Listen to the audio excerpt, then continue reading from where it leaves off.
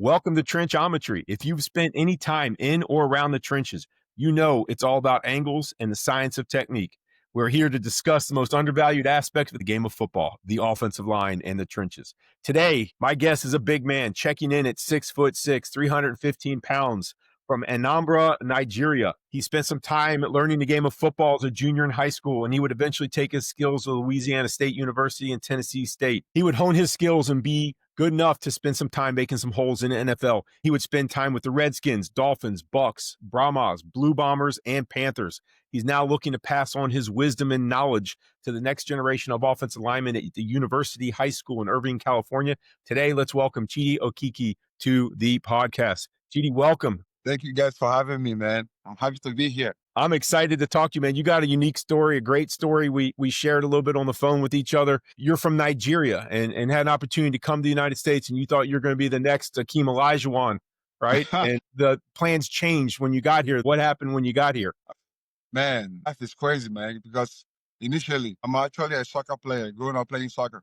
So in my head, as a soccer player, I envision myself playing in Premier League in England. Oh. So, because I'm more of a soccer guy. But when I started getting taller, I realized that my friends started telling me, hey, you got to start playing basketball because soccer is not for you anymore because he's getting too tall now. You know, I started thinking about it. I'm like, I think it's a good idea. I started registering myself to train for basketball. I bugged my mom for weeks to buy me basketball and the sneakers and construct the basketball rim for me. So, I live in a village, small, the most village in Nigeria. My mom would be like, what's wrong with you? Like, why are you making me do all this stuff? I'm like, because I want to play basketball, man, because people that are tall as me get opportunity to go to school in America and get a scholarship. Never know, I might make it big. Because, I live in a village, so she can never in her mind ever believe it's ever going to be possible. That's like saying you're going to the moon. You might as well be telling me you're going to the moon. So, in Nigeria, they always make some funny joke. Whenever you say some stuff like that, instead of them to be like, man, you're thinking too much, man. You're feeling, they'd be like, I think you have some malaria. Go take some medicine. My mom was like, are you crazy? Like, you don't have anybody. You don't know nobody. You don't have any relation in America. How do you expect to do that? I'm like, I feel like if I continue doing it, somebody will see me one day. That's literally what I said. I'm like, long story short, she, with all the pressure and everything, she finally did it for me. And I started learning how to play. One day I went to the big city, Lagos, to see my sister. I was telling my sister, hey, I started playing basketball now, but I still play soccer too, but I need to go to a place. I need to, learn how to play basketball. Mm-hmm. She told me where to go. So I have to figure it out myself. So I started going over there learning. So people started teaching me. I'm like, guys, I went over there and saw tall guys. So I'm not the only one playing. There's a lot of tall guys that love this sport. So it started making me feel happy that, okay, this is where I belong. So I went over there, I learned for 6 months. I started, dunking, shooting, doing all those stuff. So one of my friends told me, hey, there will be a basketball camp coming up. These people are coming from America. They will come to do basketball clinic to see if they will see a talent. Exactly what I was thinking. So I heard somebody say that I have to travel. My mom have to give me transportation. I went to the city where they would do the camp. I competed with almost 70 kids. I was selected among top 20. I've tried so many years. I tried, because that started in 2009. I tried the first year. There's some guys they picked. I didn't make it. 2010, I didn't make it. 10, 11, 12. 2013 is the last camp. So I was like, I almost gave up. So 4 years in a row, I almost gave up. I was like, let me try one more time. So this one more time, the coach is like, you know what? We got you this time. We got you a scholarship. I thought it was a joke. So I was like, hey, go through your email. We'll send you a scholarship. Make sure you hurry up and do the visa because we need you. Season is about to start. Basketball season. As a basketball player, though, it finally paid off. So I was thinking they're joking. They want to just take pictures of us and just go over there and forget about us. But it happened.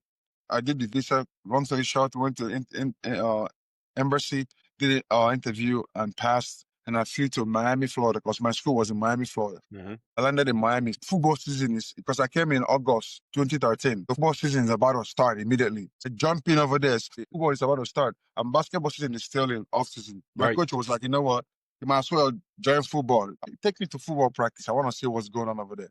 That's how I went to football practice. And I was looking and watching the sideline. So everybody was practicing. Everybody's hitting each other. I saw like a short, small guy. I'm like, boy, he's hitting hard. I'm like, wow, these guys have mind, man. I was kind of nervous. The sound of a helmet and the shoulder pad, the collision, the sound it makes. I'm like, wow, no, oh no, I'm gonna die over here, man. There's They no don't way I will play they don't this. have anything like that in Nigeria, right? That's Oh, unique sounds. we like, we do a lot of physical stuff, but this one is like you seeing it, like we just intentionally hitting each other. That's how I see it. Yeah. But when I start seeing it as sports, the helmets just make sound. I don't think they're hurting each other. Because it's just the sound of it. Because Mm-hmm. when I say, let me see the helmets, I was looking at it. Okay, I look inside. I was okay. It's padded. Oh, I was okay. Because there's no way. Because if they hurt each other, they should be laying on the ground Yeah, knocked for out or something. still. Yeah. So when I put my head over there and I went over there, hit the wall a little bit, I'm like, oh, I don't feel nothing. I'm like, oh, if I don't feel nothing, that means it's not gonna feel like that Right. if I learn how to use it. So in my mind, so that's what I was thinking in my mind. The captain of our team then said something. He was like, hey, is you the African guy that came from Nigeria? I'm like, yeah. So why are you standing over there, man? If you want to, you don't have to stand in the sideline and watch football practice. If you want to practice, get on the field. If you don't want to practice, leave the field. You're Yeah. not a coach. Yeah. That was Miami, Florida. It's tough Yeah. over there. Football is tough. So I was like, wait, wait, wait. Who is this guy talking to me? But, if it was like offensive lineman, kind of like look, or defensive lineman, I was okay, big guy, whatever. But he's a cornerback. Yeah, they get He's like, mouthy, them corners, right? yeah, I was like, wait, wait. I was like, no. I was like, man, I'm from Nigeria, man. This guy can't even, I don't know what he's thinking. But that's what I was thinking in my brain. So I was like, my coach was like, gonna let that boy talk to you like that. I'm like, coach, man, I don't want to fight, man. I just got in this country right now. I don't even know somebody. He was like, by then I don't understand the sense of humor that comes with football. I was Mm-hmm. thinking everything they say, everybody say they mean it. So I always pick offense, not like a pick offense, like I don't say anything physically or verbally, but like in my mind, I get mad at that person. You know what I mean? Yeah. Something like that in my brain. But I don't know that in football, they have to say some things that will make you actually piss. And whenever you piss, that's exactly what the coaches need. And Yeah. they see you do things good, better. So then I don't understand that. So when the coach told me, "Oh, this guy thought you were soft. He thought you were soft African, man." I'm like, "No, I'm not soft. Come on." That He got your was like, blood "Look at, going. you want me to beat him?" That's what I told him. I'm like, "You want me to go fight him? I can't fight him. I'm gonna kill this boy right here. I can't do that."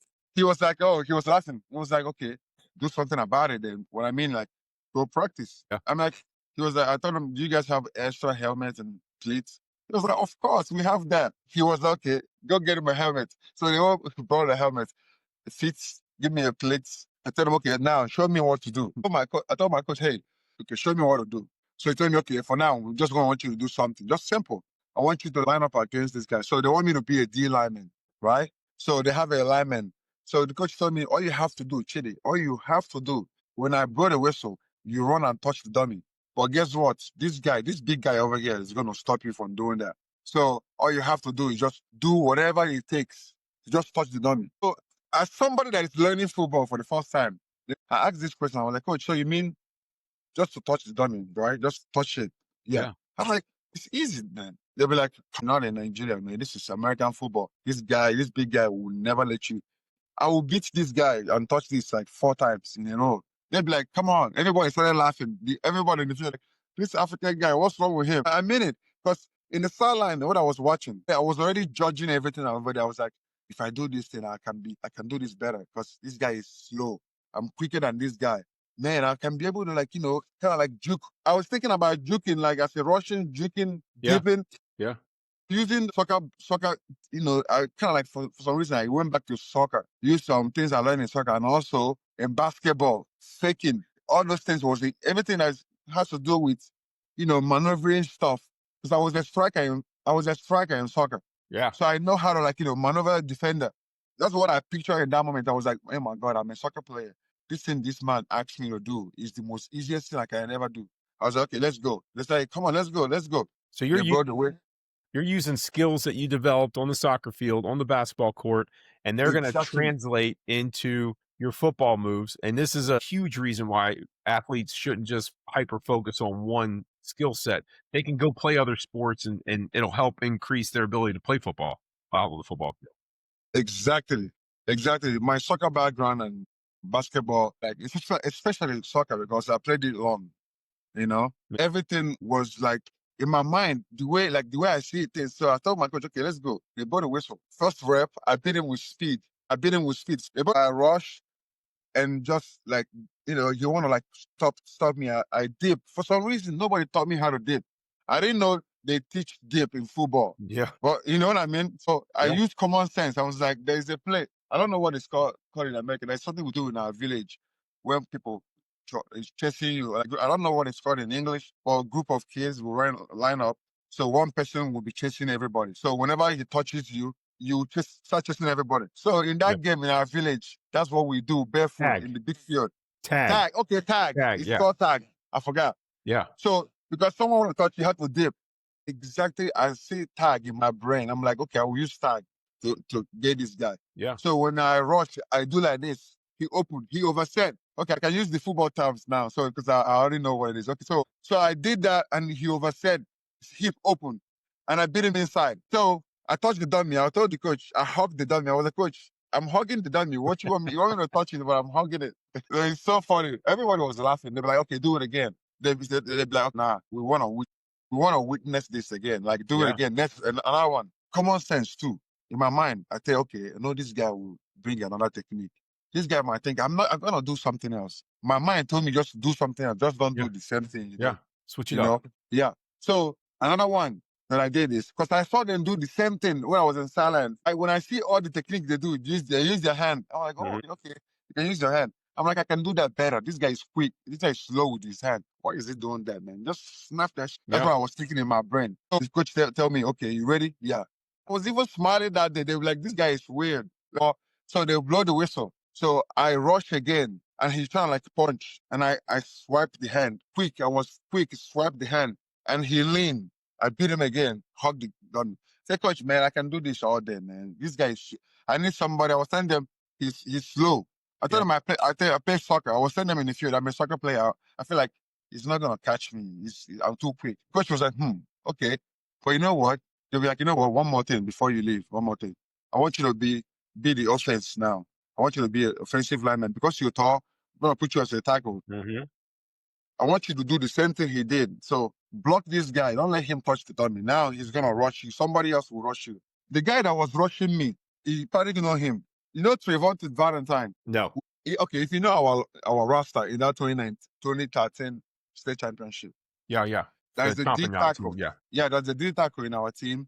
His name is Trevonte Valentine. Number one, he was number one D tackle in the nation in class of 2014. Okay. Back then. He went to LSU. Yeah, so me and him are the biggest fish in that school that time. So, but when first time I came to that field that day, when they switched me to offensive lineman, I was like 240. I was weighing 240, 6'4", 240 when I came here.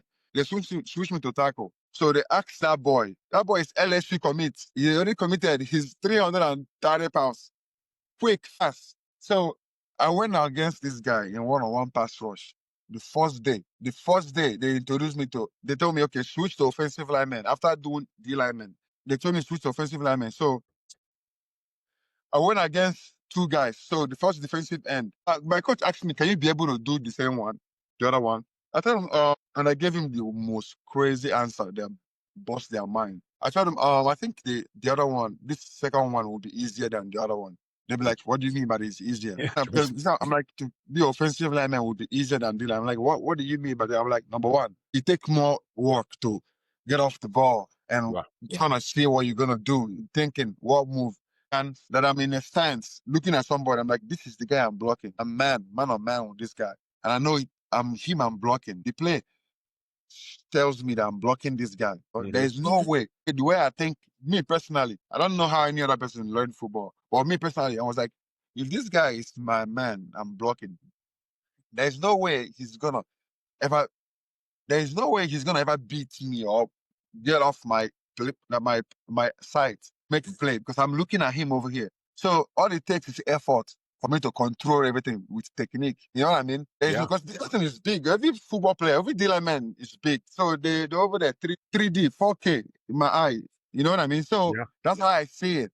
So once I eliminate distraction on the field, line of scrimmage, it's over with. It's something people do individually. You can't coach it. You can't coach concentration. You can't just coach concentration. It's all about if you want to do it. My coaches always say, all the coaches always say, you can't coach talent and you can't coach effort. Right.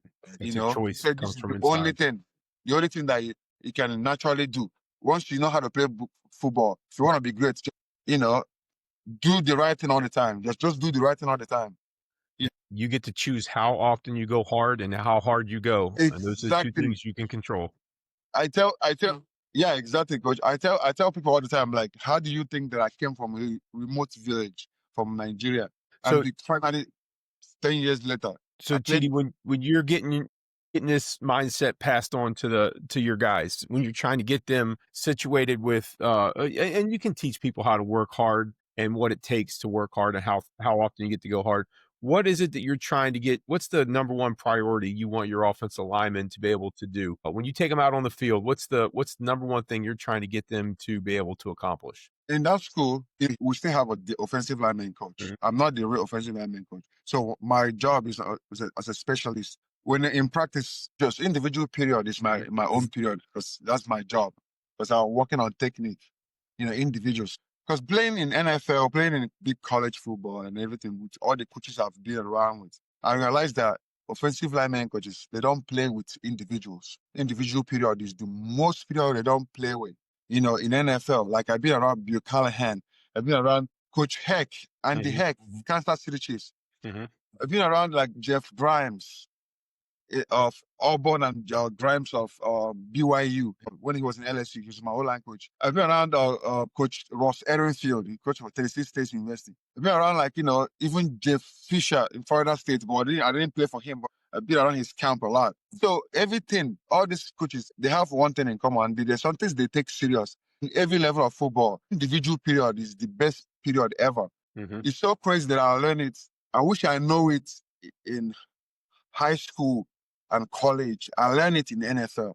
Right. You know what I mean? So I wish I have someone that played football, that played offensive lineman that would be telling me in college or in high school, hey, don't play with individual period. That fix your technique. Because whenever they go to 9-on-7, the play everything is going fast. You know what I mean? You can't, double team, right steps, double team, because, all those kind of stuff. So the best time, because everything carry over. I hear this a lot. Coaches always talk. I pay attention. I still pay attention no matter what. So when I realized that the coach told me, hey, okay, you know what? Block this guy. They blow the whistle as offensive lineman, right? And I was watching them do kick slide. In my mind, I was like, this thing look like shuffling in basketball. Shuffling, boy, you're just gonna have to do it in a different stance. In my mind, I'm like, I can do it. These guys can't even bend low. I was even judging their knee bend. I wasn't even offensive lineman, but I was judging their knee bend. I was thinking, if this guy get too low, get down a little bit, he would block this guy, but he's standing up too high. I swear, I've never been taught that you gotta have a knee bend. But I just using my common sense, knowing that okay, if you have to be in that stance, and if you're a taller guy, you have to go down a little bit. You know what I mean? So it's just natural. So, but I started doing it, and they blew the whistle. I kick slide 1, 2, and punch. Although my kick wasn't that good because I'm still learning. But my hand though, my punch was crazy. I punched the guy, his head go backwards. Everybody was like, no way he's making use of his hands like that. Yeah. No way. So the coach was like, wait, do it again. I was like, I'm telling you. I told the coach, this one is easy because this guy is right here. There's no way he beats me. There's no way. I'm looking at him. Like he's not skinny. He's a big guy. I can see him. Right. They're laughing. That's how I see it. So I don't have any distraction. They just focus on that. Okay, this guy. So when they brought the whistle again, kick slide again, holding him like they told me, okay, coach, my coach told me, hey, just chill it. Just hold it for 3 seconds. Yeah. 3 seconds. Good. He wants to hear the whistle. You stop. Just 3 seconds. Chill. I'm like, okay, 3 seconds. I'm like, wait, I can hold it. Okay, that's why I said I can hold this guy more than 3 seconds. They'll be like, okay, just hold him 3 seconds. We'll blow the That's all you whistle. gotta do. Give me 3 seconds. And I was holding the guy for 6 seconds, first rep. Because I used my shot. I was like holding him. I'm like, wow, the coach was like, that's crazy. That's longer than that. I'm like, I told you, man, there's no.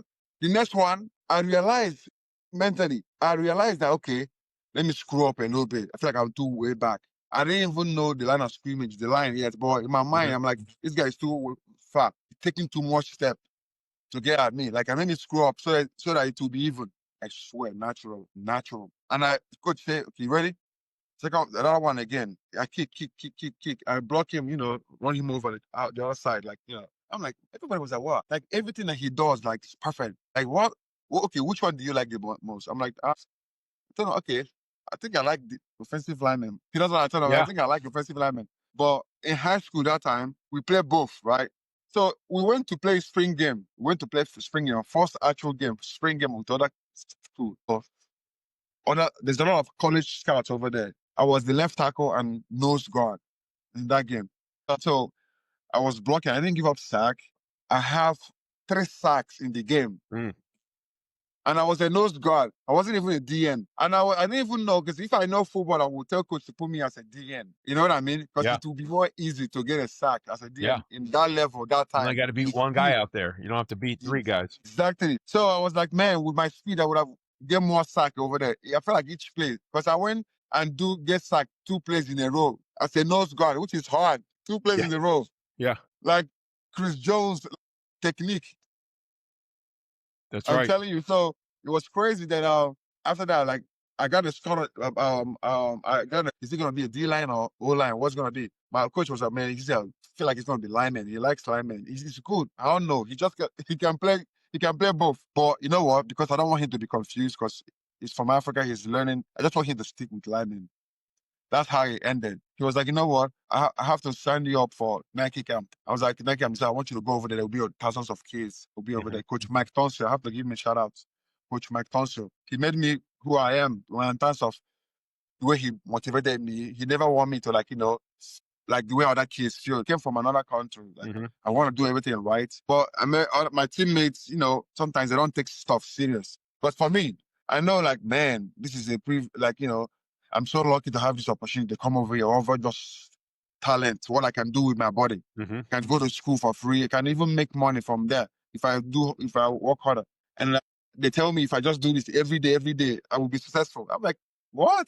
Just like someone handing you over a key to success. Yeah. What else are you working? That's how I see it. Doesn't take because much. I walk to school back home like 5 miles down and back. We don't have a yellow school bus. But when I came to Miami, they took us to school, take us back. This is crazy.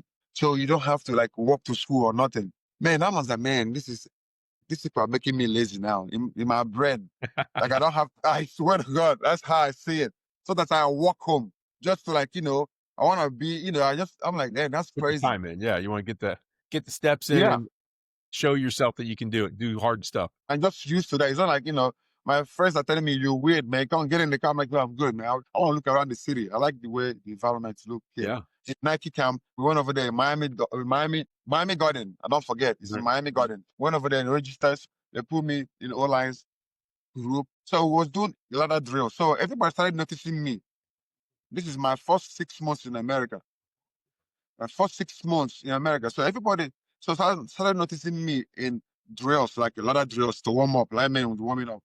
I'm like, wait, who is this number? I forgot 194. I was wearing Nike. Who is this number 94? I'm like, I don't know. Like, man, his foot, like he's quick, have a quick feet. Like, is he a tight end or are you sure he's supposed to be in this group? I'm like, he's a lineman. I'm an lineman. I'm like, wow, his feet. Because I play soccer. It feels like I was playing soccer, doing it easy. But I was big though, but I was doing it like I'm not doing nothing. Because because I added some weight. My coach asked me to I eat like 5 times a day just to add weight. You'll be like, hey, you're gonna be powerful offensive lineman, you gotta add some weight. So I was in Hialeah. So I always go to the Cuban restaurant to eat. They have all those rice, beans, pork. I was stuffing myself with those food. The thing that helped me before I went to that camp, my coach told me, hey, go to YouTube and type offensive lineman one-on-one drills. Watch it every day. Just see what they do. And also listen to what the coach is telling the linemen to do. Whenever he tells them, stay this way, do this way, listen to that thing that he's saying. Because my coach is not an offensive lineman, just the head coach of the school. Right. And then he knows more of wide receiver or anything. So, but he told me that just watch it, you will learn a lot.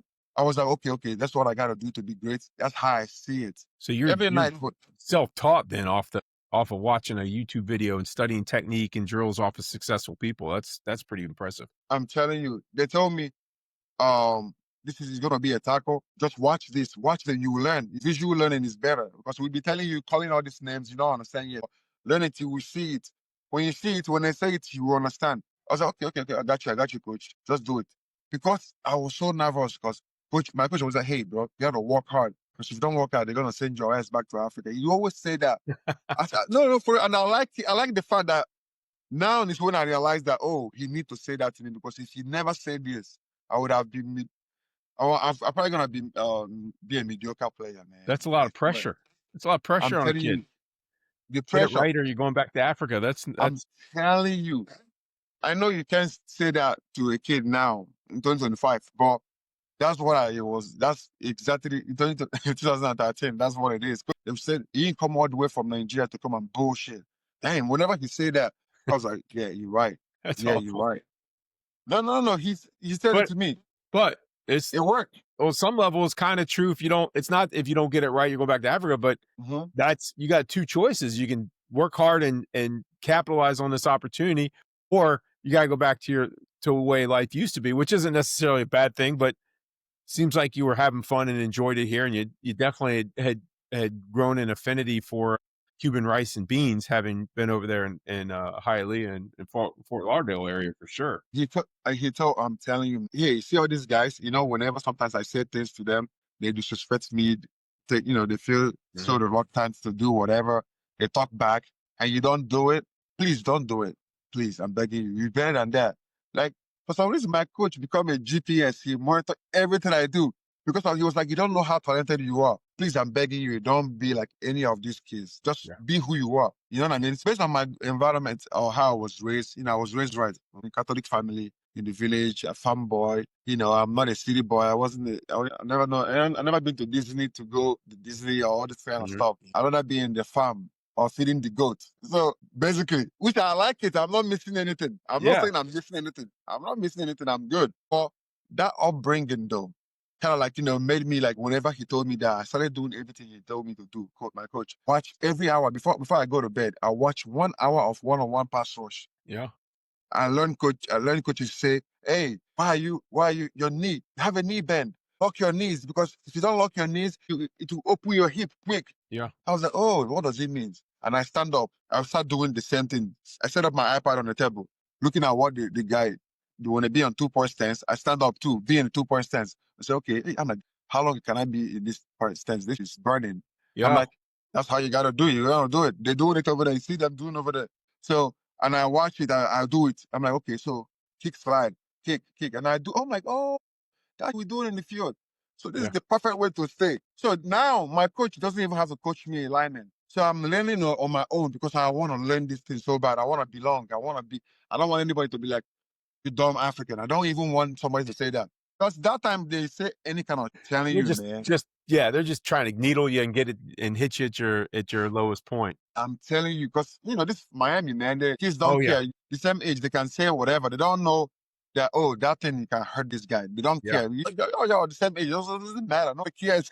So they can't tell you. Is my teachers will be like, oh, no, Chidi, they love you, man. Whenever they make fun of you, they like you. That's what it means. And my coach told me that. And when I started realizing that, oh, the same guys fussing you out, started, whenever they're in football practice, whenever I make some play, they'll be like, all of them. I'm like, oh, okay. They don't even hate me, though. This is just like a culture Yeah. here. So So when I figured that one out, I'm like, everything was fine.